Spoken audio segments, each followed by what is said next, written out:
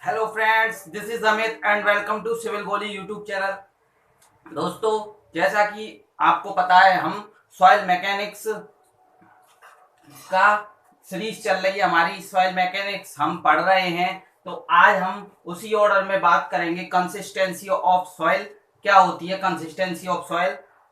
पिछले सेशंस में हमने जो आपके एई और जेई एग्जाम और ईएसई में जो क्वेश्चन आए हुए हैं, प्रीवियस ईयर में पूछे गए हैं different different state JE state AE में, वो हमने डिस्कस किए थे।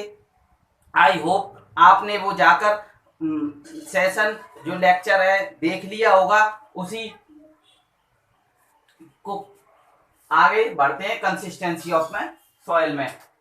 तो देखिए कंसिस्टेंसी ऑफ सॉइल क्या होती है। कंसिस्टेंसी एक तो आप सीमेंट में भी पढ़ते हो, सीमेंट में भी वहां पर भी वाटर की परसेंटेज से हम कंसिस्टेंसी को बताते हैं, और यहाँ पर भी हम वाटर की बात करेंगे।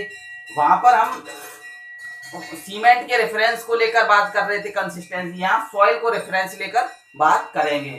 तो देखिए सबसे पहले the consistency of a fine grained soil refers to its firmness. मतलब जो कि कंसिस्टेंसी है, एक तो फाइन ग्रेन सॉइल के लिए बात करेंगे, और फाइन ग्रेन सॉइल में भी मेनली हम क्ले के बारे में बात करने वाले हैं। ठीक है, टू इट्स फर्मनेस, और फर्मनेस को ये बताएगा। फर्मनेस मतलब वो कितनी सॉफ्ट है, वो कितनी मीडियम है सॉइल, और कितनी हार्ड है, उसे हम फर्मनेस कहते हैं। And it varies with the water content of the soil, और ये वाटर कंटेंट के कम ज्यादा होने से इसमें चेंजेस आते रहेंगे सॉइल की कंसिस्टेंसी में। Used mainly for fine soils, यहाँ पर हमने बात कर ली फाइन सॉइल के ही लिए मेनली यूज की जाती है। अगर आपको ऑब्जेक्टिव में पूछ लिया जाए कि consistency word is refers to fine grain soil, coarse grain soil, medium sand, silt, तो आप लगाएंगे answer fine grain soil. Next point देखते हैं, water content influences consistency of soil. मतलब जो वाटर कंटेंट है आपका, वो इन्फ्लुएंस करेगा, वो प्रभावित करेगा किसको? कंसिस्टेंसी ऑफ सॉइल को। अब एक साइंटिस्ट हुए थे एटरवर्ग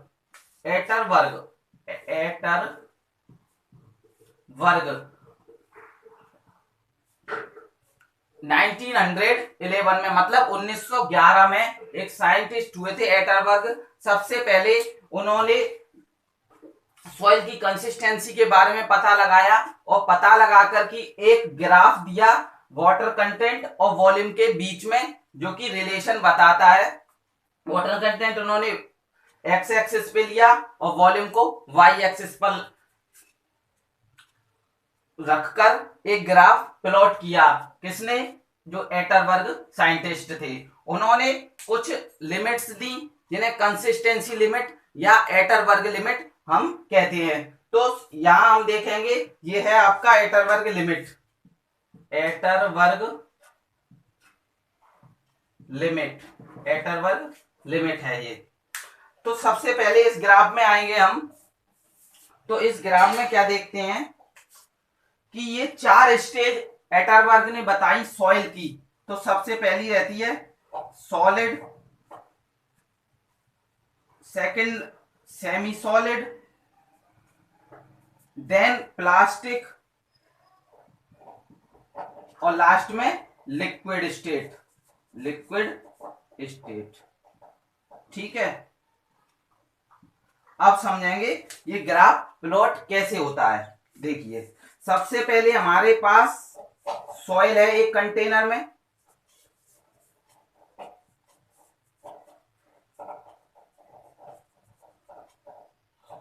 सॉइल, यहां हम देखते हैं सॉइल के पार्टिकल कुछ इस प्रकार अरेंज हैं। अब सॉइल के पार्टिकल हैं, उनमें जो सॉइल है वो शुरुआत में इनिशियल स्टेज में सॉलिड स्टेट में रहेगी, तो उसमें वॉइड रहेंगे। यहाँ पर उनके बीच में जो खाली जगह है उन्हें हम वॉइड कहेंगे, तो यहाँ वॉइड रहने वाले हैं। ठीक है, ये ड्राई स्टेट मान लो, इसे ड्राई स्टेट है ये सॉइल की। ठीक है, अब क्या करेंगे हम, इसमें वाटर ऐड करें। हमने वाटर ऐड किया। तो वाटर ऐड करते हैं, तो शुरुआत में वाटर मान लो कुछ यहां तक आया, ठीक है, यहां तक आया गया वाटर। अब और ऐड किया, देन उसके बाद में वाटर, तो यहां तक आ गया, मान लो इसके वॉइड फिल हो गई, ठीक है। ये जो वाटर है उसके कंप्लीटली वॉइड फिल हो गए, तो हम कहेंगे कि सॉलिड से, जैसे कि हमने वाटर मिलाया, तो वाटर मिलाते जा रहे हैं मिलाते जा रहे हैं, उसके वॉल्यूम में सॉइल के में चेंज नहीं आ रहे, तो एक हमें स्ट्रेट लाइन मिल रही है। और जैसे ही उसके वॉइड फिल हो रहे हैं सॉइल में जो प्रेजेंट है वॉइड, तो एकदम एब्रप्टली ग्राफ राइज करना स्टार्ट कर देता है, और राइज करता है यहां तक, सेमी सॉलिड स्टेट हम उसको कहते हैं। अब क्या करेंगे हम, अब सेमी सॉलिड के बाद में देन प्लास्टिक स्टेज आएगी, और वाटर ऐड करने पर, और यदि उसमें प्लास्टिक स्टेज से भी ज्यादा वाटर ऐड कर दिया, मतलब उसके पूरे सॉइल को एक लिक्विड स्टेट में हम पहुंचा रहे हैं वाटर मिलाकर, तो उसको हम कहेंगे लिक्विड स्टेट। अच्छा, ये बात हमने समझी।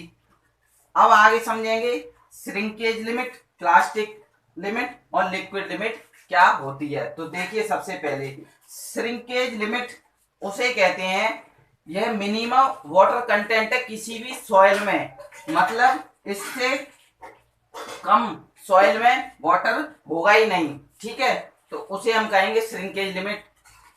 अब श्रिंकेज लिमिट के नेक्स्ट आती है प्लास्टिक लिमिट।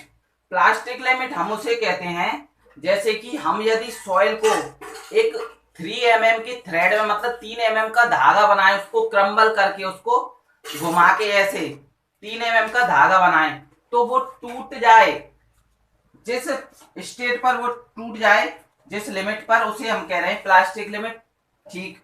एक बात, दूसरी बात हम समझेंगे यहाँ लिक्विड लिमिट। लिक्विड लिमिट उसे कहते हैं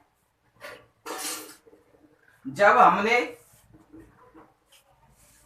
प्लास्टिक स्टेज से, मतलब आगे फर्दर हमने लिमिट जो है हमारी वो है लिक्विड लिमिट, ठीक है।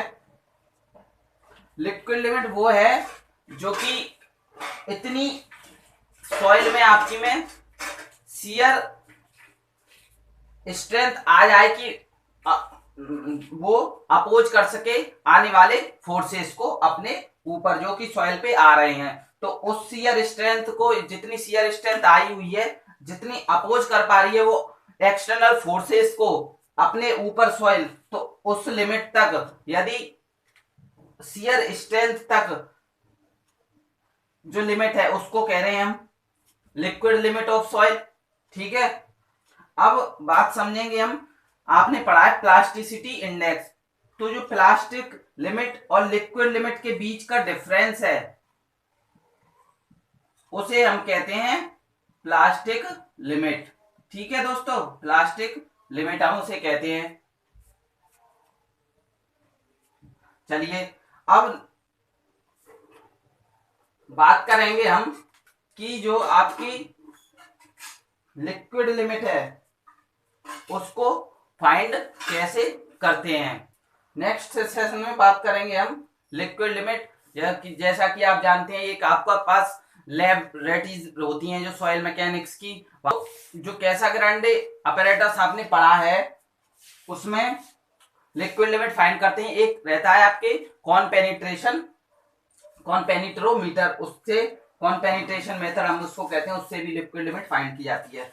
लिक्विड लिमिट की एक और डेफिनेशन आती है कि लिक्विड लिमिट की एक और डेफिनेशन क्या है, जब सॉइल 10 mm की ग्रूव यानी दरार को, जो क्रैक्स आए हैं वो 25 बिलो लगाने पर सॉइल अपने आप से फिल कर रही है 10 mm की ग्रूव को, तो उसे हम कह रहे हैं लिक्विड लिमिट। सेशन में बात करेंगे कैसाग्रांडे अपैरेटस के बारे में। आई होप दोस्तों वीडियो अच्छी लगी होगी। वीडियो अच्छी लगी तो वीडियो को लाइक करें और कमेंट बॉक्स में अपने वैल्यूएबल थिंग्स हमें सजेस्ट करें, जिससे कि हम आपके लिए और कुछ नया और कुछ अलग बेटर कर पाए, जिससे कि आप कि एग्जाम प्रिपरेशन में एक बूस्ट मिल सके आपको, और चैनल पर आपने तो चैनल को सब्सक्राइब करें। Thank you very much.